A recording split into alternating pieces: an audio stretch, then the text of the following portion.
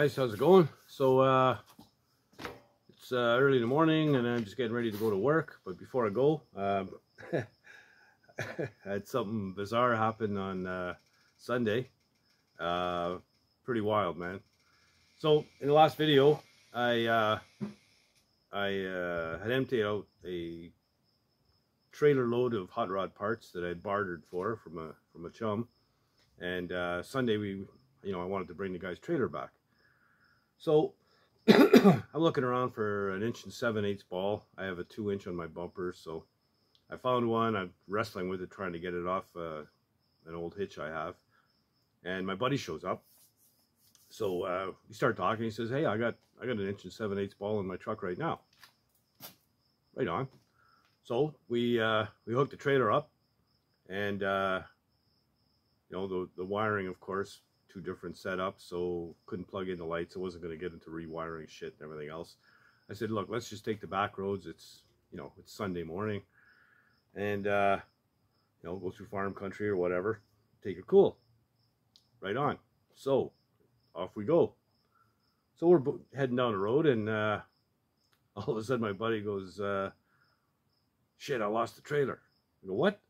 And all of a sudden I look to the side and it's passing us.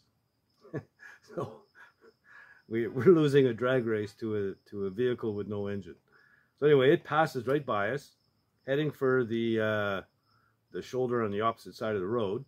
There's nothing coming, just BS luck, nobody there, nothing coming, no traffic on the road anywhere. So it's heading right for a mailbox mounted on a 4x4 post on the side of the road. It just misses that, and as soon as the left wheel touches the gravel shoulder, it does a 90 and cuts straight in front of us, like right in front of us. I don't know how we didn't hit it, or it didn't hit us. It had to be less than an inch. Anyway, it goes screaming by in front of the truck and down into the ditch, kind of rolls on its side, and the hitch jams right into the bank of the opposite bank of the ditch. So we stopped the truck, and my buddy's kind of rattled, and I was too a little bit. So anyway, we stop the truck, we get out, we look at the back of the truck, at the hitch, and the receiver is empty. There's nothing. The hitch, everything is gone. So, what the, So jump in the ditch, dig the trailer out, lift it up, and the hitch is still all together. It's attached to the ball, on the trailer and everything. It's all there, but this guy here was missing. So I took a walk back about 20 yards, and I found it. But this little guy that holds that in place, nowhere to be found. So either this failed or popped off. I don't know. But I know my buddy put the pin in, and I know it was on right, because we always check each other when we're doing a trailer like that. So it was on right. The problem is the trailer has almost no tongue weight at all. My buddy's truck is very high, so the trailer is sitting like this, and it's a bumpy road, whatever, and I guess this pin must have come out of the hole, and after a while this wiggled out, and then this whole thing slid right out of the receiver. So anyway,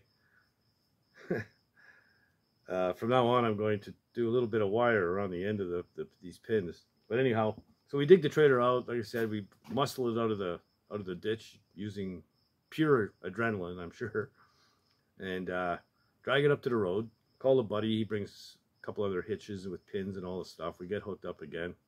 It also snapped the 2 safety chains. Snapped both of them. 2 little pieces hanging off the hitch on the truck. So anyway, we get it all hooked back up and secured, and head back home. Have a cold beer. I called the guy who owns the trailer, told him the story, what happened. So anyway, I went to Princess. I picked up a couple of taillights. It only had broken one taillight, the one on the left side of the trailer.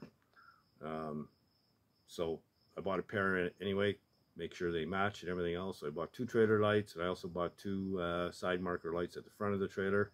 I don't think they were ever together or whatever. There's no wires run to them or anything, and I think they were all smashed to hell. It looks like they've had no lenses for a long time, but I bought 2 new ones anyway, and make it look right. You know, Dad always told me, if you borrow something, bring it back as good as or better than you got it, or replace the damn thing. Um, you know, it is what it is. I think we got away easy. I mean, if we happened to have gone through town in traffic, I mean, all kinds of really, really bad things could have happened. So we got kind of lucky. No harm done. 70 bucks, big deal. You know. So anyway, I'm going to rig all that stuff up, but I'm not going to bother showing it to you. But time to head into work, so I'll see you there. All right, so here I am at work. Thought we'd be buffing today, but we're still doing some sanding. The hood, all I have left, you can see the area that I did with marker here. There were some deep scratches in there for whatever reason. I had to buffer on it for a few minutes, but I stopped right away.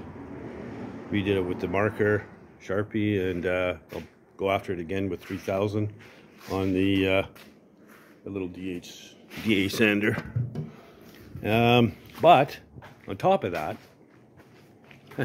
little dust devil just came by, picked up the two inner fenders, that one, and there's one over there that I'm sanding out right now, as well as the lower valance. Everything went up in the air and came crashing down, shiny side down, of course. That parts of a golf cart that's on the trailer over there, that ended up here in front of the door, and it filled the whole shop with dust. Fine sand. I mean, on top of the quarter, I know you probably won't be able to see it. Look at that, just loaded with dust. Little pebbles, little pieces of sand. So everything's gonna have to be washed off very carefully, and you know, make sure we got rid of all that stuff, because if you put a pad on that sand, it's just gonna gouge the paint all to hell. So we're gonna have to wash everything up real good before we do anything. What a bummer. And my boss doesn't know yet. He's gonna get some parts and stuff. So I'm glad the owner of the car was here, because if I was here alone when it happened, I don't think he would have believed me. yeah, a tornado came by and damaged the inner fenders. Yeah, right, buddy, what really happened? But anyway, so I'm just gonna sand these things out, see what he wants to do. If he's gonna try and blow them in or redo them complete, I don't know. We'll see. Anyhow, that's where I'm at. Okay, so this is actually the next day. I finished off the day yesterday sanding all these stuff out that got picked up by our little mini nader. Anyway, ended up back in the booth at the end of the day yesterday, and he just finished spraying them. We ended up just hitting the spots that were damaged with sandpaper, and then scuffing the entire panels with just a scrub pad, you know, what do you call it, Scotch-Brite, and just to dull it up and give it something for the clear to bond to, and they came out great. So anyway, minor setback in the grand scheme of things. Then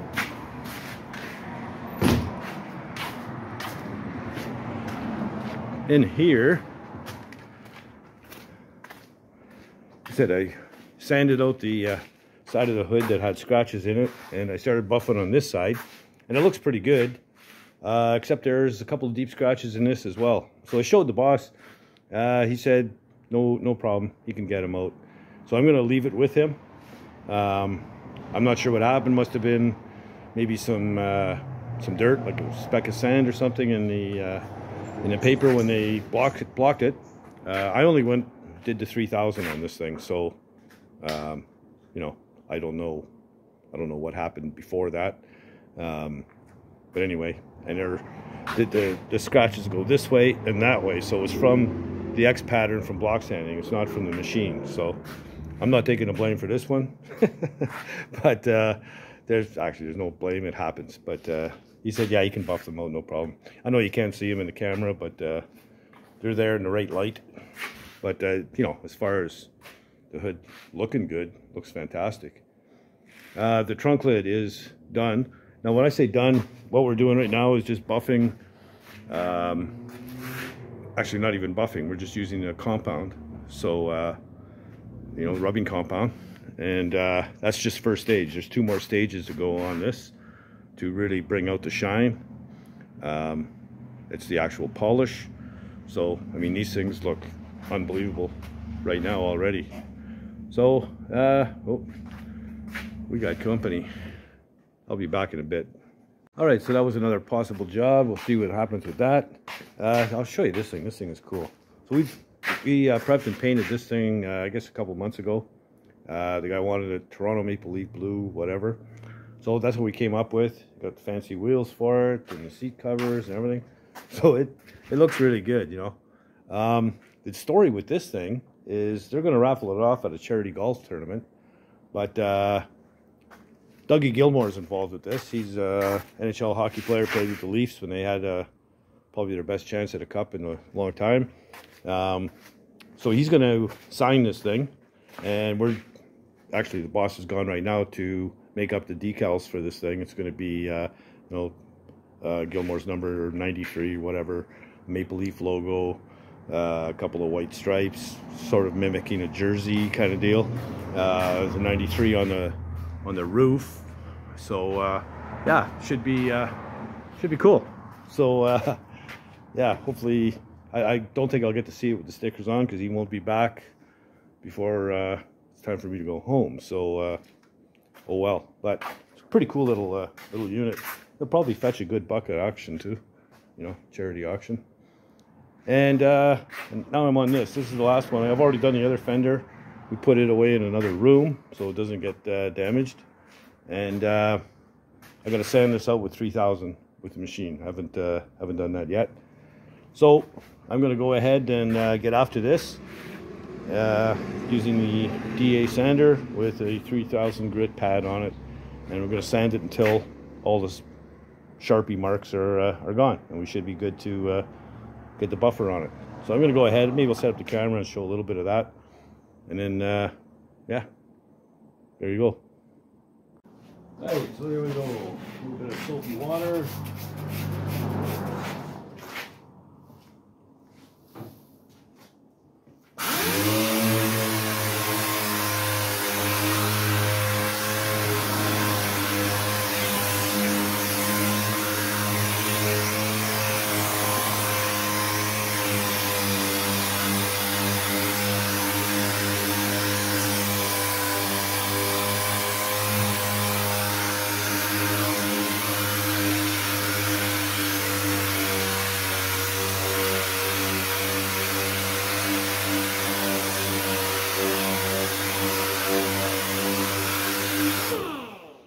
So you want to try and stay away from edges. Edges by nature tend to be a little bit high, and it's easy to sand through, so you don't want to do that. Yeah, and you know, I never would have even dreamt of trying a machine on clear before, but after I seen the Sharpie deal, it's pretty simple. I mean, once the black from the Sharpie is gone, you move. Always keep it moving anyway.